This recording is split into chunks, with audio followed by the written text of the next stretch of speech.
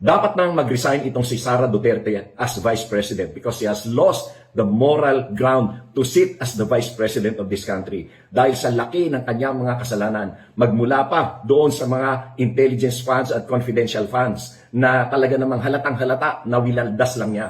At tungkol din doon sa mga expenses na milyon-milyon ng Office of the Vice President na ang mga naka-item ay sobrang laki ng mga procurement nila na sinasabi lang nila na nagkamali. Pwede ka ba naman magkamali ganun? Paulit-ulit nagkakamali ka? Milyon-milyon nagkakamali ka? Mga items na nagkakahalaga ng halos 10% lamang from the amount that you have placed in your expenses. Talagang halatang-halata. No? Kaya dapat itong si Sara ay mag-resign na. At itong affidavit ni Madriaga ay punong-puno ng mga katotohanan magmula sa mga detalye, sa mga pangalan at sa mga lugar. Talagang makikita mo yung mga detalye at yung mga pangyayari ay talagang makatotohanan. At kaya dapat ay itong si Sara ay mag-resign. At bakit naman siya papasyal doon sa 10 oras ng gabi, doon sa BJMP para kausapin itong si Madriaga sapagkat natatakot siya na ito ay ilabas. Nailabas na. Kaya ngayon ay talagang wala nang karapatan itong si Sara na maging Vice President. Kaya Sara, resign.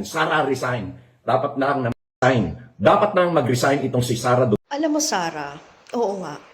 Totoo yung sinasabi ni Sir Larry Gadon. Mag-resign ka na lang. Kasi, masyado mong kinakarir ang pagnanakaw dito sa Pilipinas. Ginagawa mong negosyo ang Pilipinas. Hindi ka na naawa. Mula pa doon sa Davao, hindi ka na nakontento sa Davao. Tapos nag-national ka, tapos ganun ang ginawa mo. Buti kung hindi namin nalaman nalaman namin Alam mo, Sara, nakakahiya pag ikaw ang naging presidente. Totoo yan.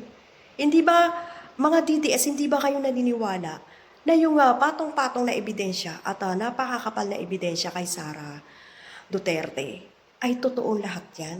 Bakit ayaw niyong maniwala? Bakit nagbibingi-bingihan na lang kayo sa mga ginagawa ni Sara Duterte? Sabi ni Secretary Larry Gadon ay mag-resign na lang siya.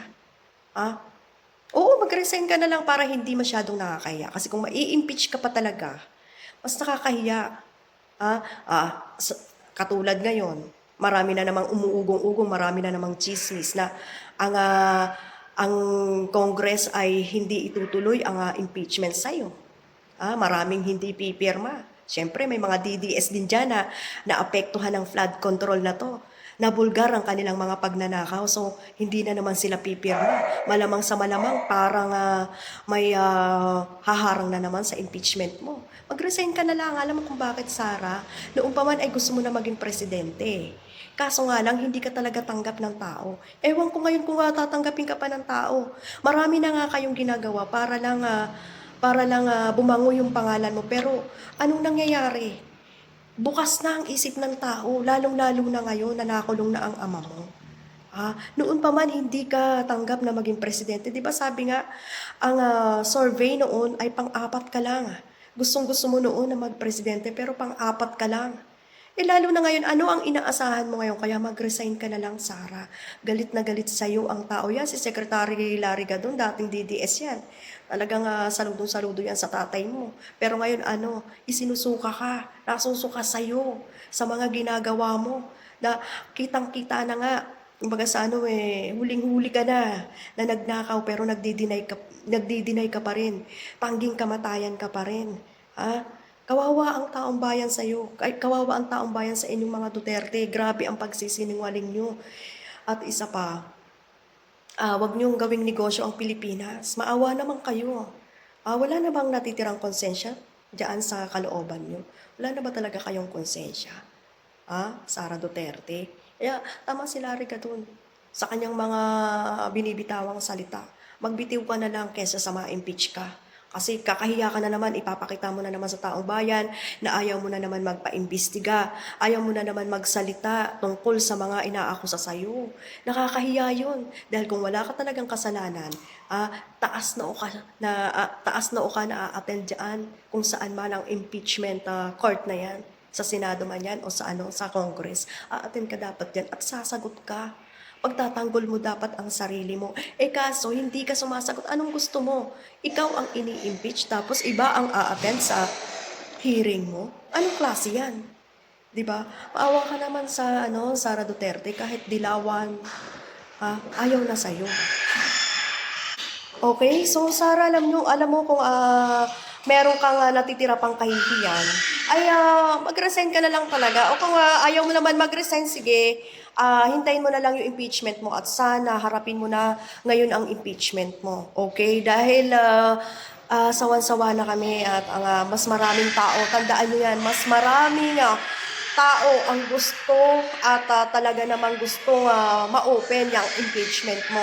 Gusto nang malaman ang katotohanan, lalong-lalo na ngayon na meron na naman si Madriagang isiniwalat laban sa'yo. Sa bagay, sabi naman nila, baka hindi na raw isama yung kay Madriaga. Alright? At yung dati mo na lang na impeachment ang sagutin mo. At iba naman yung kay Madriaga. Okay? Kasi yung dating impeachment talagang naka-ready to shoot na yun Kaso nga lang ayaw na ayaw mo, ginawan mo ng paraan. Tama na yung kaanuhan. Tama na yung kademonyohan, Sara. Huwag ka nang magpa-stress ng taong bayan. Nakakahiya na kayo kung ano-ano nang sinasabi ng mga kaalyado mo, Sara. Kung ano-ano nang pinagagawa ng mga kaalyado mo, gaya-gaya na lang sila. Katulad ni Kiko Barsaga. Nakita mo, may nagkaso na sa kanya. Bilyon-bilyon ang kaso sa kanya. Ngayon naman, si Leviste naman, gumaya naman. Kinasuhan naman si Attorney Claire Castro. At ganun din ang halaga ng kaso. Hindi ba ninyo naiisip? Dapat bago kayo umaksyon at bago kayo gumawa ng isang bagay, isipin nyo muna, biruin mo si Leviste, magkakaso. Samantalang yung issue naman na yun, galing kay Ombudsman Remulla. Hindi naman yung galing mismo sa kanya. Hindi sa kanya nagmula yung issue na kinakaso ni Leviste. Anong klase yan? Tatawanan lang kayo tinatawanan na lang kayo, promise. Kahit na grade 2 yata, grade 3 yata Alam kung ano yung mga pinaggagawa nyo. Alam kung may katangahan kayo or wala. Di ba? Isip-isip naman, Sara. Mahiya-hiya naman kayo. Hindi ka talaga pwede magpresidente. Nakakahiya. Ngayon pa lang nakakilabot ka na maging presidente. Di ba? Sige na. At mag-isip-isip ka, Sara. Magre-resign o magpapa-impeach talaga. Hindi pwedeng hindi ka ma-impeach pagka hindi ka pa nag-resign. Malapit na malapit ang February. Mag-resign ka na para makatakbo ka sa 2028. Pagka na-impeach ka, hindi ka na magtatakbo. Ako, ipagdadasal talaga namin na ma-impeach ka na talaga. Hindi naman kasi namin anuhin yung mga pagnanakaw mo. Hindi namin kukonsintihin yung mga pagnanakaw mo. Masakit sa amin yun yung mga ninakaw mo. Lahat kayo, lalong-lalo ka na ikaw ang queen ng magnanakaw. Sa'yo lahat to nagmula, Sara. Alright? Sige na, bye-bye. God bless po sa inyong lahat. Sa mga PBBM vloggers, PBBM supporters. Bye-bye po.